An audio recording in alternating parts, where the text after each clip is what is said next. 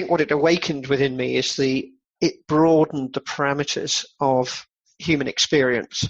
You have to become, you have to grow in order to cope with the disadvantage, and you have to grow to seize the advantage that this, as a parent, that this is. And I also had to spend a lot of time actually fighting the education system to get him into a school where he could get the right type of support. This is a very difficult process in the United Kingdom. So there are special schools, but it's difficult to get into them? Yeah, very difficult to get into them. Because? There isn't the funding and there aren't the resources. So there isn't a good set of there's not a huge number of teachers. Yeah. And you're dealing with a double disability. You're dealing with deafness and dyslexia. So both of those create two sets of a slightly different learning need, and therefore finding teachers that really get that.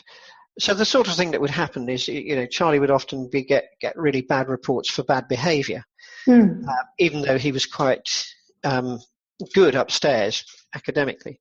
Yeah. The reason why this happened is because he would be the last person. When a teacher sort of says, don't do this or stop doing this, he would still be doing it because he didn't necessarily understand what he was being told not to do. So inevitably he got this reputation of being, troublesome, because he was the last to understand that we need to stop this now. Do you see what I'm getting at? Yeah, yeah. So he was going to the school with the other students? Yes, he went. So he's been to 5 schools in his time. Right. He's 17 now. So he started at a specialist deaf school. Yeah. He then went to a mainstream school, and he fell 3 years behind in his learning. He then went to we then spent a year and a half fighting a battle with the local education authority to get him into a specialist school, which we succeeded in doing. So it's 4 schools he's been to, but he had to leave that school last year because they don't cater for people over 16. So he then had to go to another school, which he's now at and doing very well at. And so in the normal schools, when he's in the mainstream schools, then he has special teachers. No, he did not in. So in he the main... follows the normal curriculum. Yep. Wow.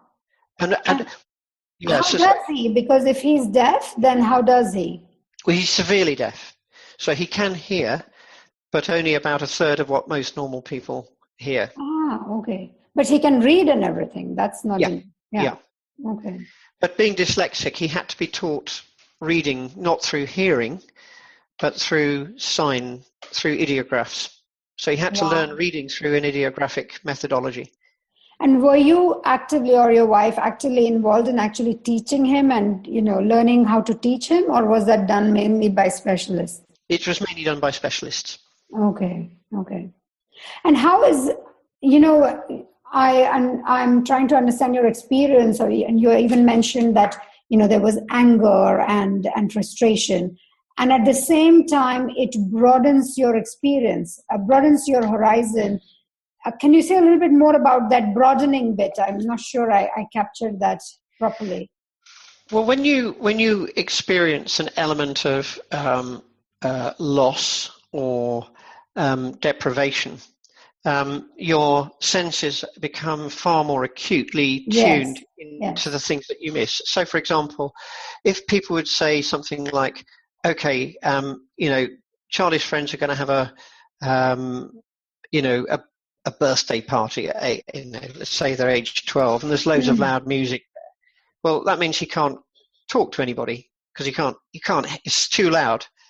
So, in effect, you're thinking, I'm watching my son becoming socially isolated at a time when I need him to be fully integrated and things like that. So there is an element of pain associated with that feeling, why is it that, I wish he could be, if you like all the other 99% of boys that he's, with in that respect. Mm. And what about it then broadens your horizons? What about it? The pain bit I can understand very well, actually, but the bit around how does that shape your leadership perspective? That's the one I'm trying to get at. How is Well, it? it means that it means you're looking for different elements or qualities in where then your son socializes. So, for example, you realize that I would. Okay, so here's a good example. He pretty well gave up on all team sports because the need you can't hear. But what he did become brilliant at was both snowboarding and skateboarding. Now, I would never have gone into those activities, or, imagined in my wildest dreams that they would be things to go into. But what's interesting is that, so what's the best way to describe this in terms of how you grow? The first thing is that the culture of snowboarding and skateboarding is very, very distinctly different from competitive sports. So it's an urban sport. So actually, this is really fundamental, by the way, and I could go at quite a tangent here, but it's quite an interesting one. So because of the politically correct education system in Britain, children are not allowed to fail. They just do less well than more able children. Okay. This, I think, is a really perverse nonsense. It's ridiculous. But of course people fail. If you fail an exam, okay, what we've got is this very sort of, if you get below a C in your exams, you are awarded a D or an E, or they won't grade you. In old-fashioned language, what that means is you've failed. But we won't say that. We just simply say, well, you've been given a D. And what that basically means is that everybody knows that you're not good at what you're doing, but they are frightened to use the word fail. So let me transfer this. In skateboarding, you fail 90% of the time to land a board. So actually, a fail is part of the street vocabulary that skateboarders use, because they're failing all the time. And actually what happens is, because the prominence of failure is so out there, it's totally acceptable to fail. And when you do land that board, that's like, oh, amazing. And it's not just you that celebrates. Everybody around you is celebrating. So it's an inverse illustration of why our education system fails people, although it would never say that it does. But the national narrative at the moment is that we fail our children. Well, it's because we actually are refusing to fail them properly in school. And, we're so concerned about sort of, giving children support and self-esteem and all. It's all rubbish, actually, in my opinion, because it's not really genuinely meant. It is meant. It's language to disguise the fact that some people underperform and, have to learn different ways of developing. And we've got a hierarchy, therefore, of qualifications that move towards elitism. And we seem to be obsessed by academic qualifications. And, of course, academic qualifications are hugely important.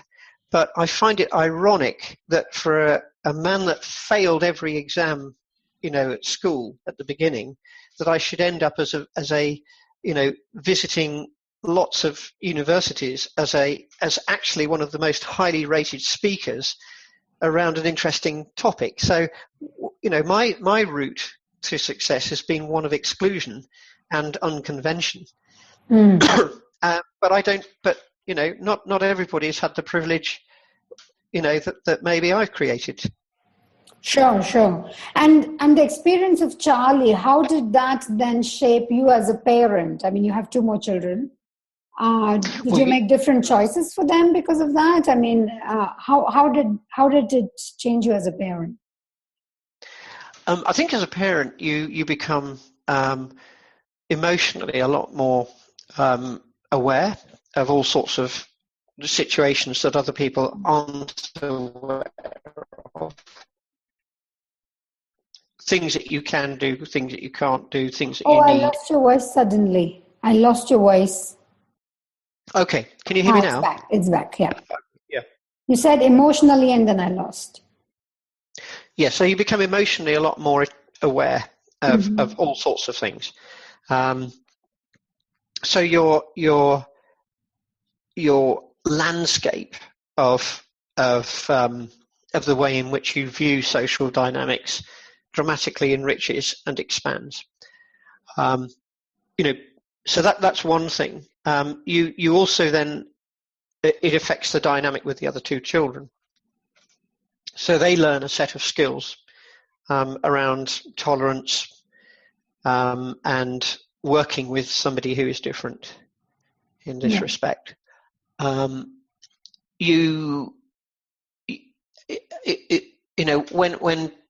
When other parents are talking about how well little Johnny is doing, in school and all of those sorts of things, you're acutely conscious that your child is probably as gifted, but can't work well under the system that he has to engage in, and therefore will never be in. If you have to be in that system, is never going to shine in the way in which a lot of other children do. I mean, all parents want their children to do well. So you learn to manage your expectations, that your child actually can do very well, but the criteria around which they might do well is going to be different. Yeah. And did that then impact the way you led in, I mean, of course, TMA as an organization, or I think at the moment it's not just cross-cultural leadership, right? You are teaching leadership broadly, much more broadly to corporates, or I don't know in what other context you teach that now. I tend to focus, yes, there is some more general, matrix leadership and virtual leadership. I'm trying not to do too wide a span because I just think you dilute depth if you go too broadly. So those three areas, virtual, cross-cultural, and matrixed, are the areas I focus on. And what's interesting, of course, is that in that area, you're going to meet lots of people who, although they may be very bright academically, whatever education system they've come up has shaped a lot of the dynamic in which they operate. So, for example, when you are dealing with, maybe Southeast Asian cultural context where the communication dynamic is very different, but you're dealing with very gifted and intelligent people.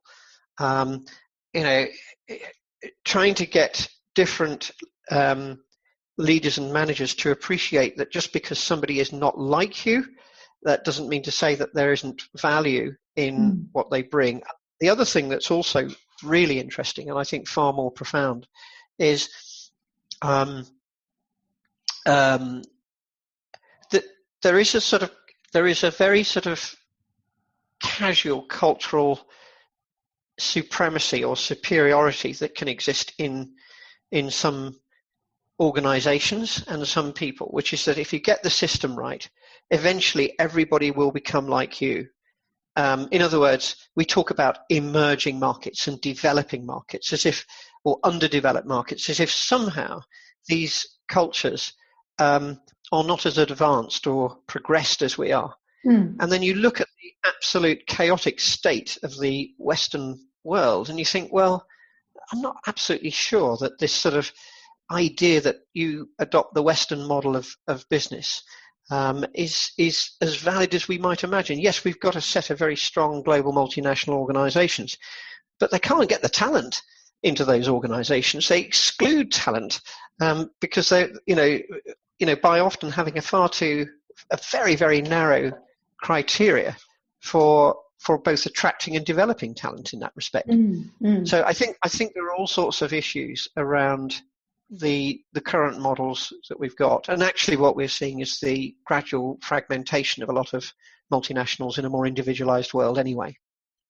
Sure. You were mentioning, Steve, about certain distinct phases that you have experienced as you write your story, as you were narrating. Can you walk me through those different phases as we walk towards, because I think the work that you shared with me now is sort of the work you're doing now, right, with the Matrix and the virtual leadership across culture. Yeah, let me give you some indication of that. I'm just going to go to a journal.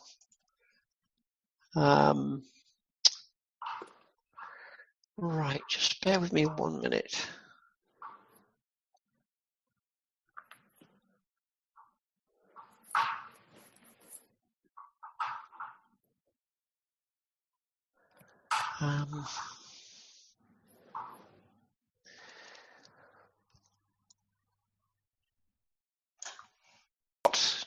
Here is I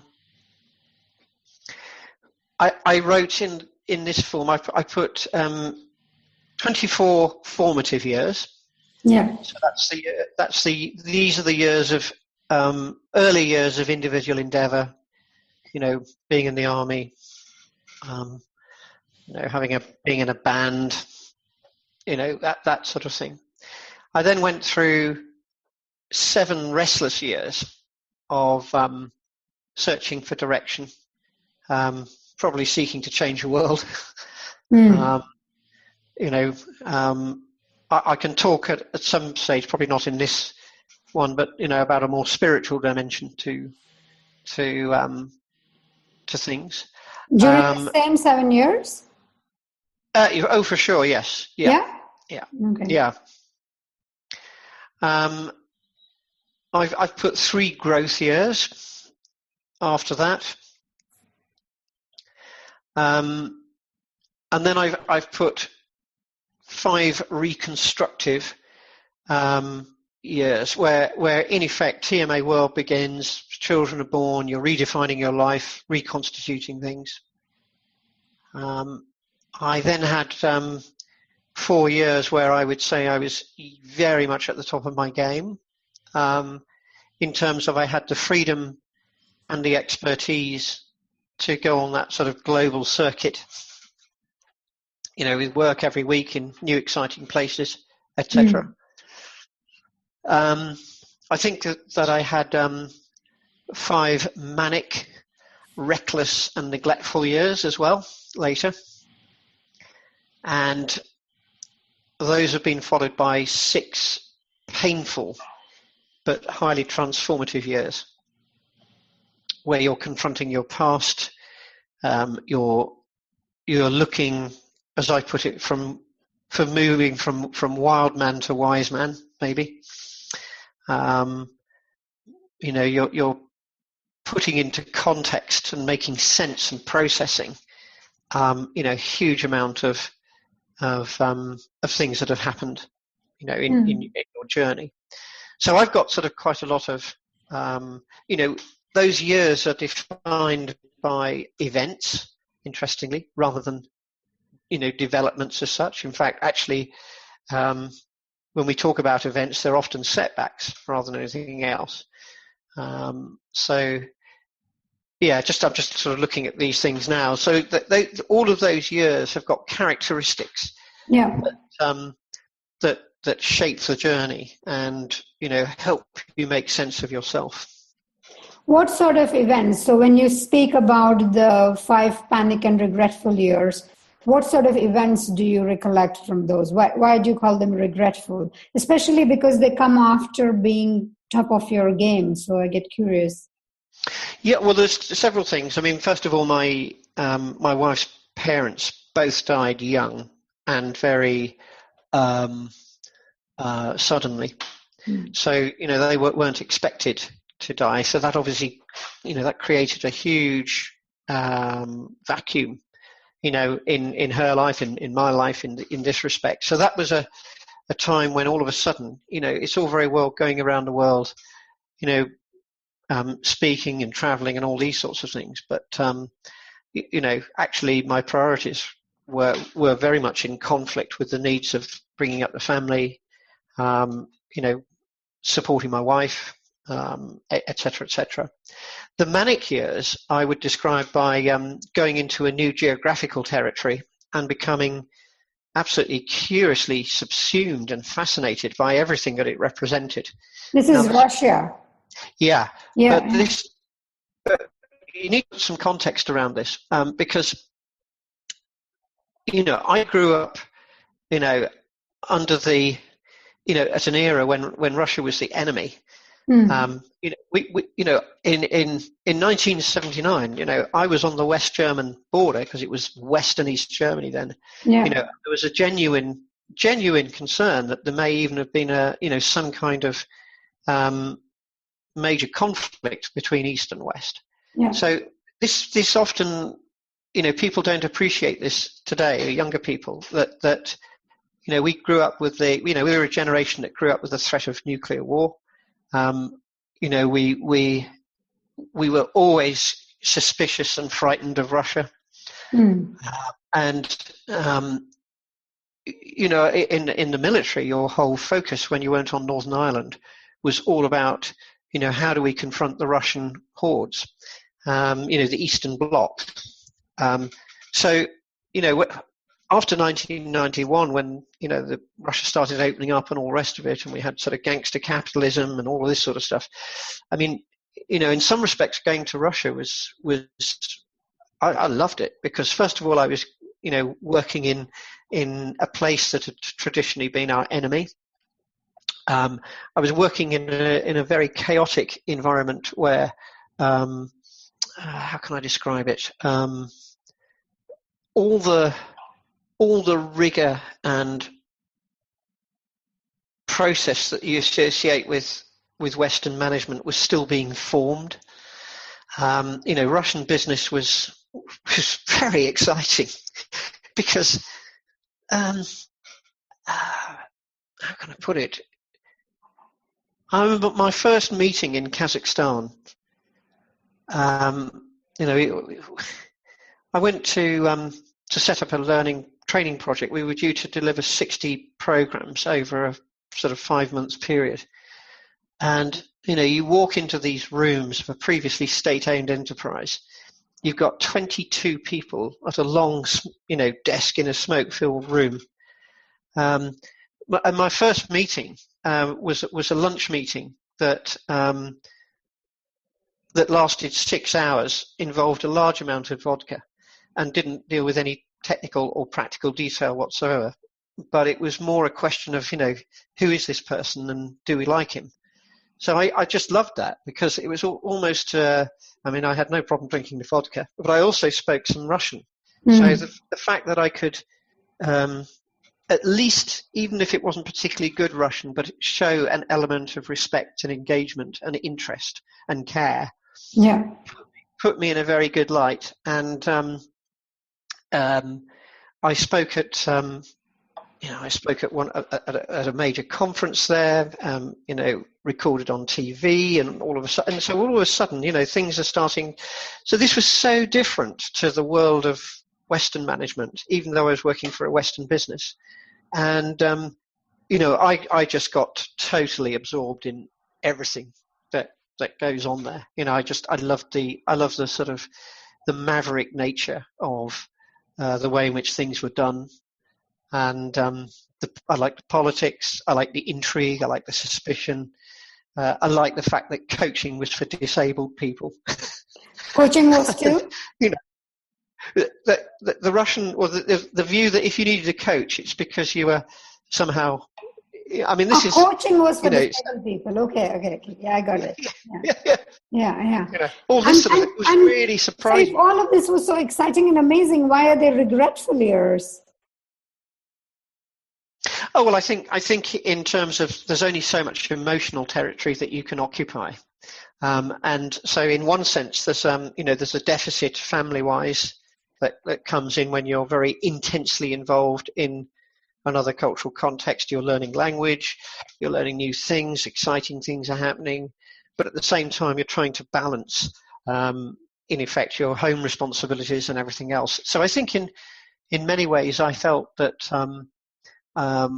because working in Ukraine, Russia, and Kazakhstan was an exciting place, I became very self-centered, I think, is probably a way to describe that. It wasn't ambitious, by the way, which is different. It wasn't that I was ambitious for success, because it would have been easier to be ambitious, perhaps in one respect, but I was actually more intrigued and self-interested in what was happening in the work I was doing.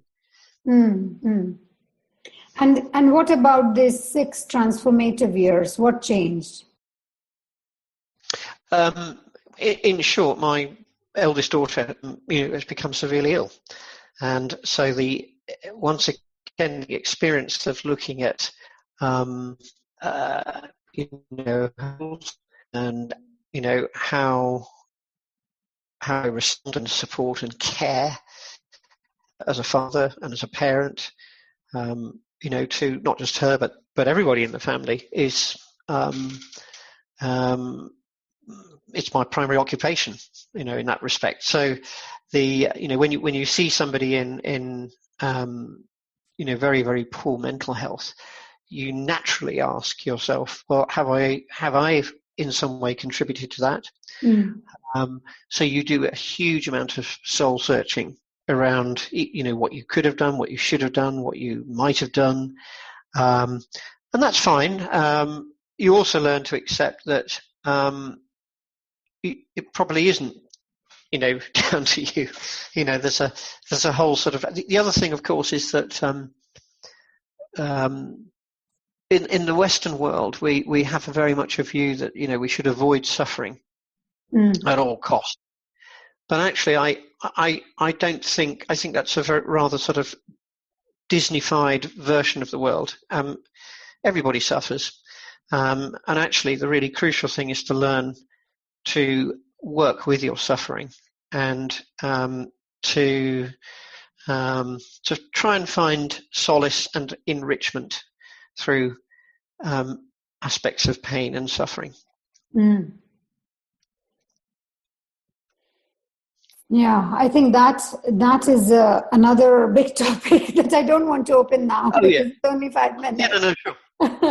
And I'm very interested, of course, in that, especially since you said that your spiritual journey, you said you started very soon in life, already in your late 20s, after those first 24 years, already in that 7 years. And I think as you go through the other phases, probably that, I don't know, I would be very curious to, path that and understand that spiritual path, but we will not have the time to do that justice now.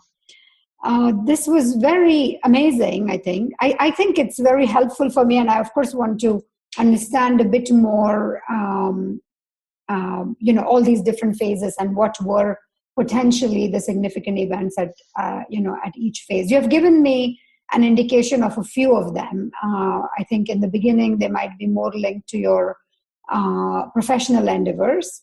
And later, it seems it's coming back much more to family and personal endeavors, right? In the later part of life. And you're also saying that, especially the last few years were, I love that term, from wild man to wise man. I think I'd love to explore more of that. And of course, now your journey with, getting into counseling and all of that.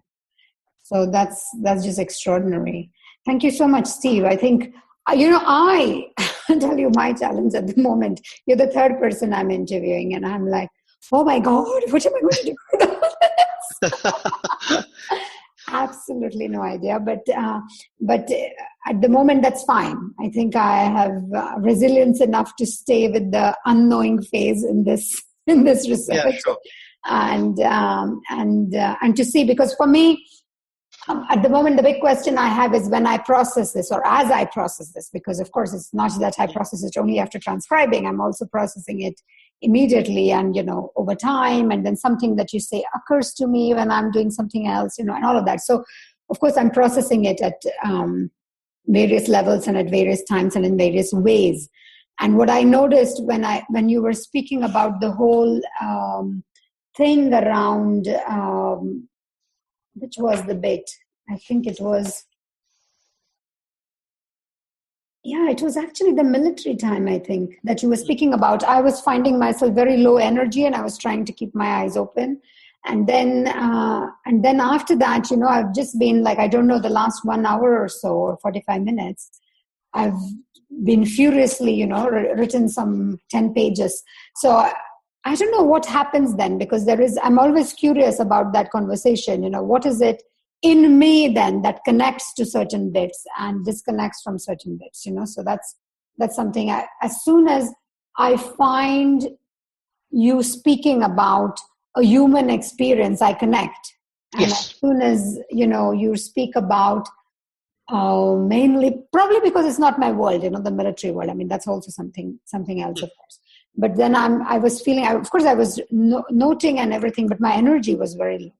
So that's also an interesting phenomenon. And that's what I'm noticing now from an embodied place, right? I mean, that is the dynamic. And I want to explore when we speak next. And I think, this is something that we can explore together, what would be useful at the beginning of the next call to explore in the next call. Because in some ways, I could say I still have a very broad brush understanding of your journey, and it's not the nuance. Though in some places, I think you have already given me a lot of nuance, like the whole Russian years. It seems as if there is more nuance in there in terms of. I can only imagine what it is, right? When you say intrigue and self-centeredness and all kinds of things occur to me. So did you have a mistress? And what happened?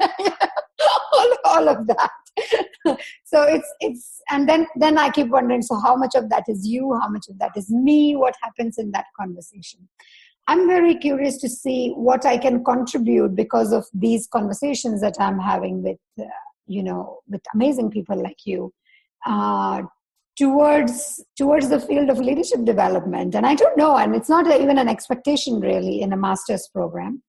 But it is true that we are working with people and participants as if their real life is not happening around them, right? It's quite interesting that even like next week I will go and run a program on foundations of management, and I'll talk about influencing skills and this and that. Everything around horizontal skill development.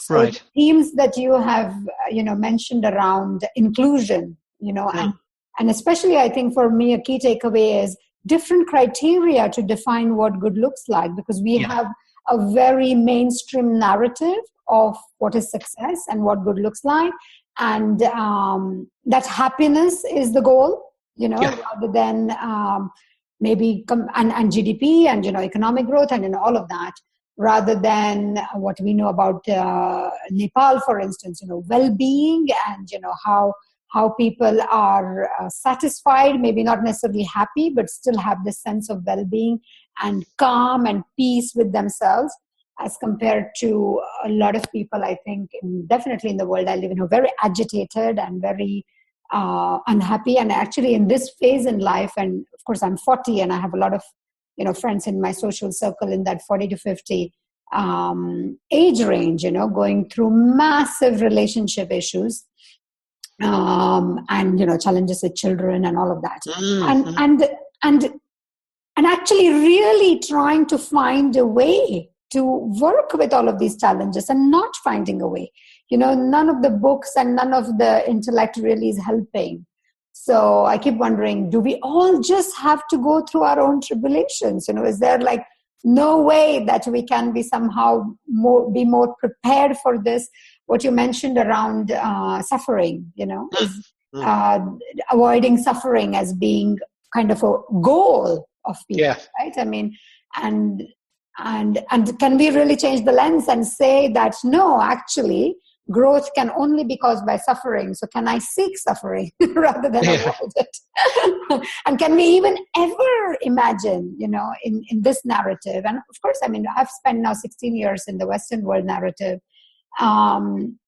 To even say that I will seek suffering, that I will. There have been bits in my own transformation journey where I have felt really like you. I felt that when I was suffering, I became so creative and there was a lot of vitality. And in transaction analysis, I don't know if you've heard of this word called as physis, this life force. Mm-hmm. And when things are just normal, it seems as if it's routine and it's boring and nothing creative is coming out, So that's something, that's a notion that I definitely want to work with.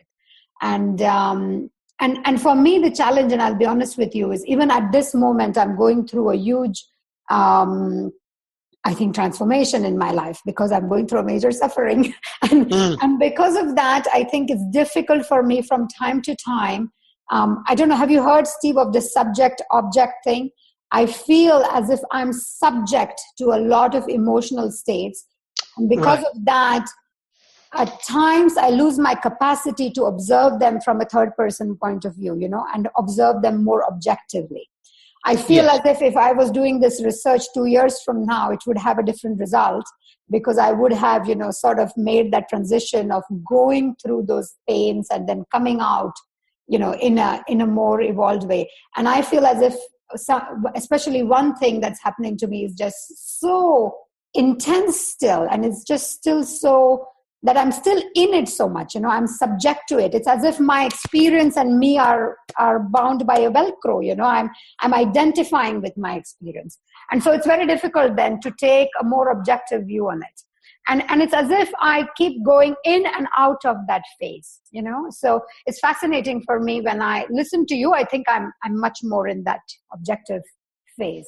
But as soon as there are certain experiences that you mention that, and your life experiences are completely different than mine, but whenever they have even a tenuous link to my life experience, then I become, again, I lose my objectivity and I identify with that experience. So that has been and that happened to me at other, when I was interviewing with other co-researchers who also, have very different experiences, but certain things I latch on to. And for me, I really want to explore that a little bit further, because I think if I have to contribute in some way to my own learning and also to the learning of the field, then it is probably a bit necessary to take not a fully, but at least a little bit more objective view, right, to make some sense. But then I'm also learning around social constructionism and the fact that we are co-creating meaning all the time, and there is not this, truth.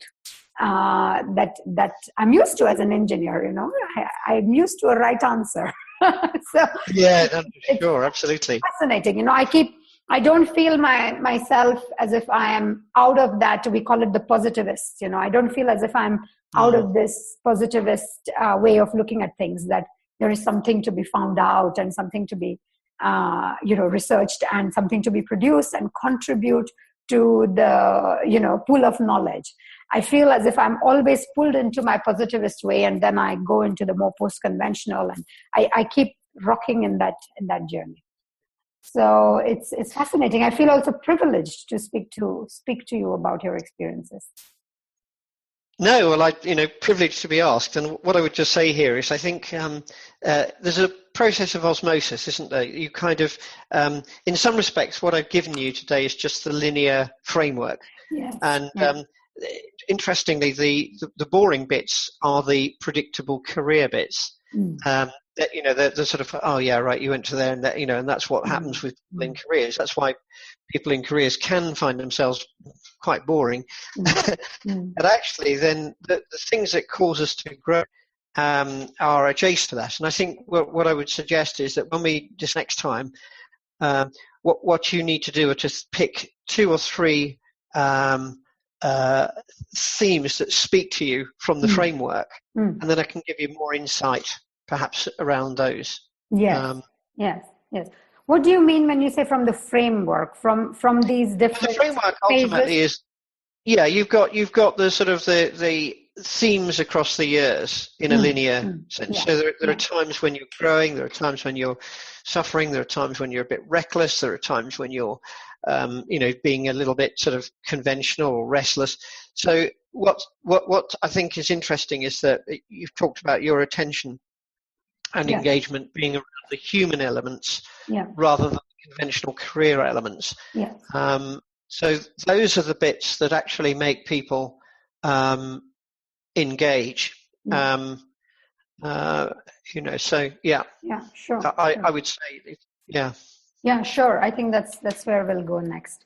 Thank you so much, Steve. I'm sure you're running to the next thing like I am. Yeah, no Thank you very much That's for fine. your time, and I'll be in touch. Take care, Shivangi. Look after yourself.